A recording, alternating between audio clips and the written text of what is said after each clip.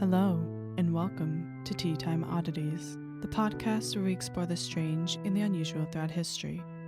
I'm your host, Danielle, and today we'll be discussing the gruesome murder of the Black Dahlia. So, pop the kettle on, grab a warm cup of tea, and let's get started. Hi guys, welcome back to the podcast. I hope you're all doing well. I can't believe it's already May, which is crazy to think about. Well, it's technically April, but, it's the end of the month, so it already feels like the next month anyway. Today, we are going to be discussing the murder of Elizabeth Short, who was nicknamed the Black Dahlia. I want to give a disclaimer at the beginning of the episode that I'm going to be talking about some pretty gory details within the case. I tried to cut out as much as I could because I don't even want to talk about it, but some of it's important for who might have killed her.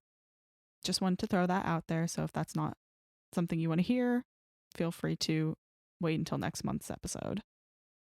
Before we get into it, I also want to mention the tea I'm drinking. What a lovely segue.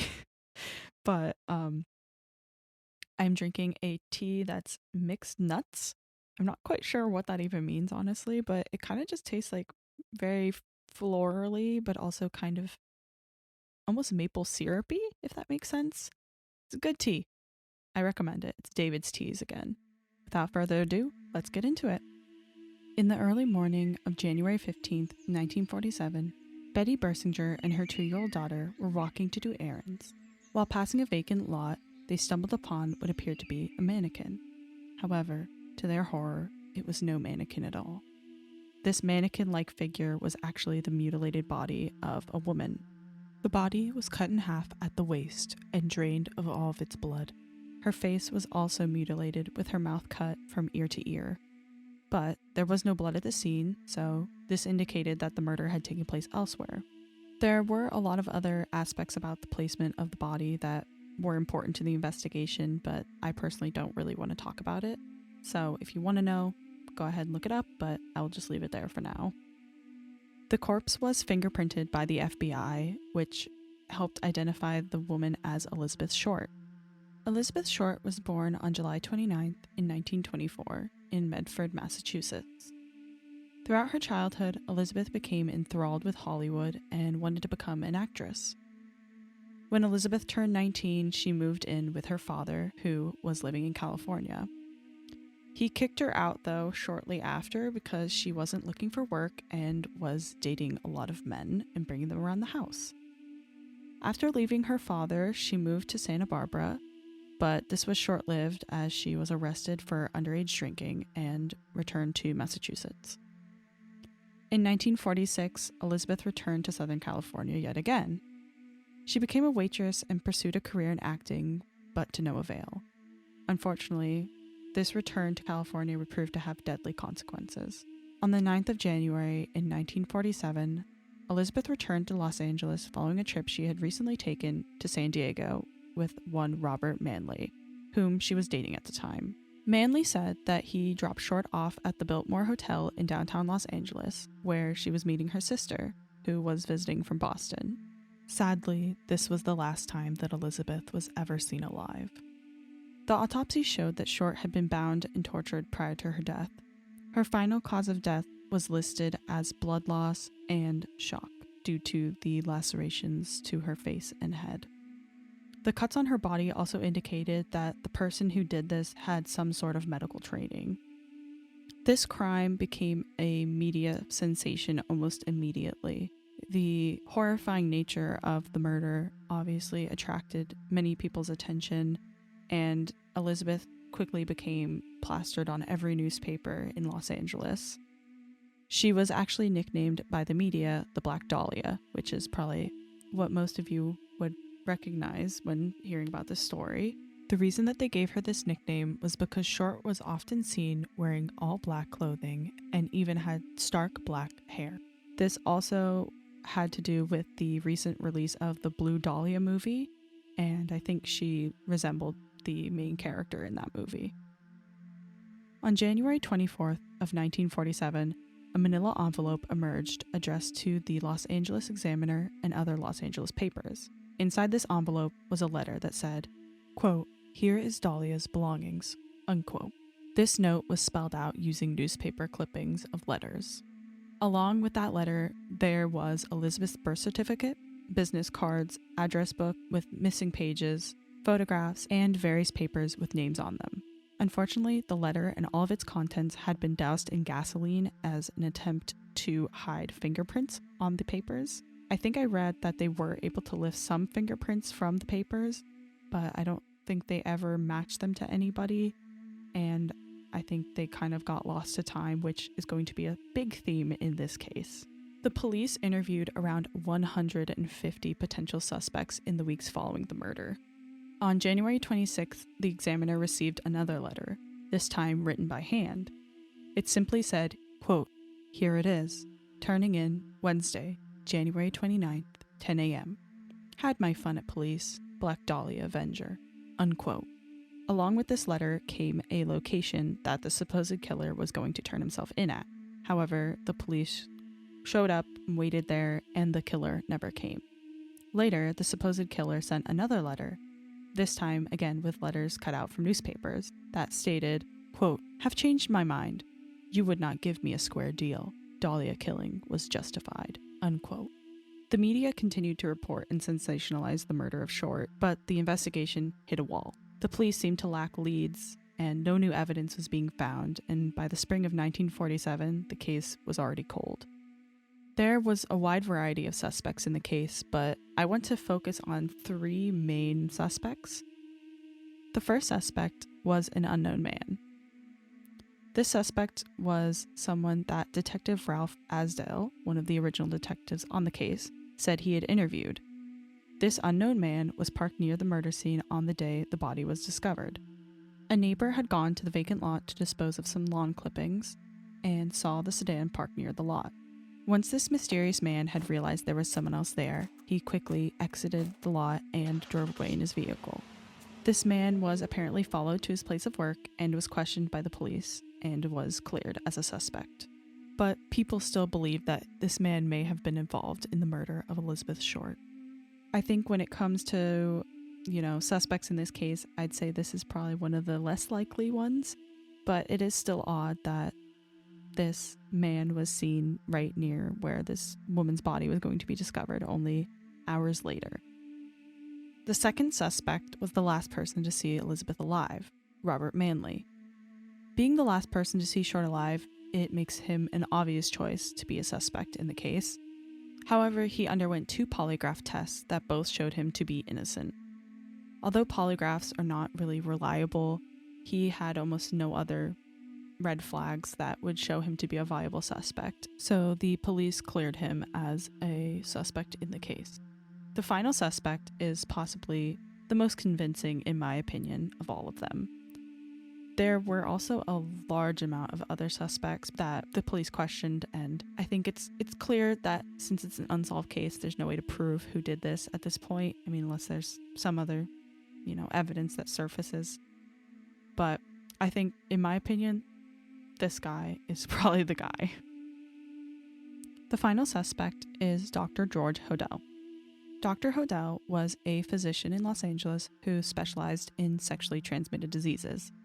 George Hodel was not even considered a suspect in the crime until 1949, following a trial of sexual assault charges brought up by his own daughter.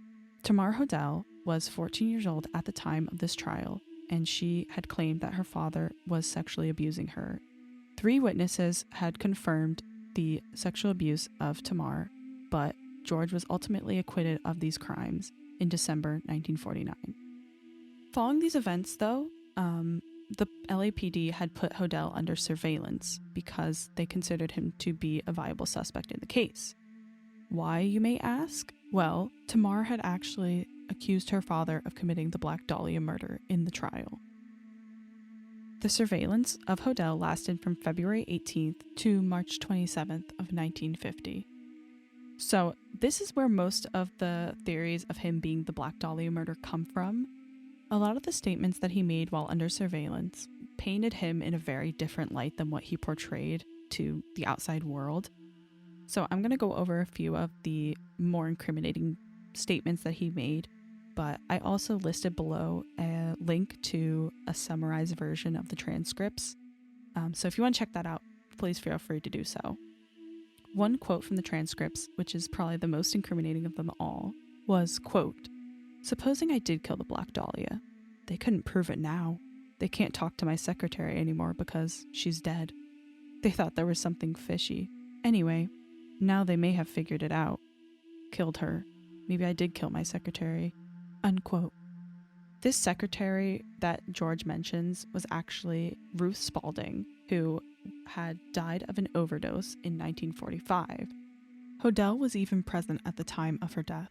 The police believe that George was responsible for her death, and they also discovered papers that indicated Spaulding was about to publicly accuse Hodel of purposefully misdiagnosing patients as well as charging them for unnecessary treatments. But there is a clear theme here of the police department choosing not to pursue Hodel. The LAPD was notoriously corrupt at this time, and even in the recordings from Hodel's home, you can see he was most likely a part of that corruption. He was heard saying, quote, "This is the best payoff I've seen between law enforcement agencies. I'd like to get a connection made in the DA's office," unquote.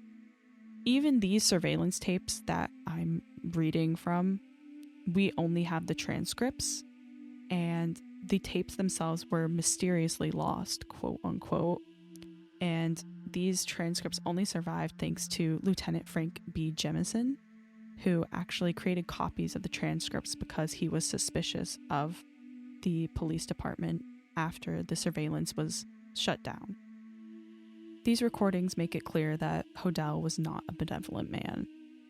In the later parts of the transcripts, there is actually a section where there's sounds of a woman screaming, and someone is mentioning not to leave a trace, as well as sounds of digging being heard.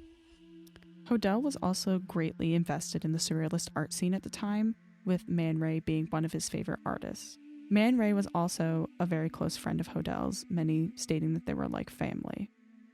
And a lot of people point to Man Ray's work Black Widow as being tied to the Black Dahlia. In the artwork itself, there is a red knife slicing through a figure, and the figure is posed exactly how Short's body was found. Hodel's own son, Stephen Hodel, later became a police detective, and Stephen became convinced that his father was the Black Dahlia murderer. While searching his father's belongings one day, he found photos in a box that contained a woman who strongly resembled Elizabeth Short. Stephen's research into the murder only further convinced him of his father's possible guilt. Stephen said the handwritten note by the killer reportedly resembled his father's handwriting. A handwriting expert was consulted and said the probability of the note being written by his father was high, but he couldn't say it was 100% written by George Hodel. Stephen also cited his father's medical expertise as a possible link to him being the killer of the Black Dahlia. As I stated before, the way her body was cut up and mutilated showed medical precision. An assistant district attorney reviewed Stephen's work and said, quote, "If George were still alive, I would file 2 charges of murder against him," unquote. Stephen wrote a book about his findings titled Black Dahlia Avenger, The True Story. And if all of that was just, maybe a bunch of coincidence to you, I would also like to point out that after the trial and the surveillance, George Hodel actually fled the country. So I think he was aware that the police were either onto him or closing in on him in some way. Whether or not it was for the murder, I can't say for sure. All of this, along with other evidences, shows to me that Dr. George Hodel is probably the best suspect for this crime. But, we may never know what really took place and who took this poor woman's life. Unsolved cases are hard for me because it just makes me mad, that these people were victims of violent crimes and they never got the justice that they deserved, and the monsters that did these crimes got away with it and didn't have to pay for their crimes. But I couldn't help but discuss this story, and I really want to, shed light on it, and hopefully somewhere down the line we might find some new evidence or something to, positively link who truly did commit this horrifying crime. You can find a full list of my sources in the description below. You can also follow me on Instagram at Teatime Oddities. I post photos related to the episodes on there, as well as odd stories I find in the middle of the month before the next episode. Thank you for listening. I hope you enjoyed this episode of Teatime Oddities. Make sure to keep the kettle on and check in next month for another episode. Goodbye.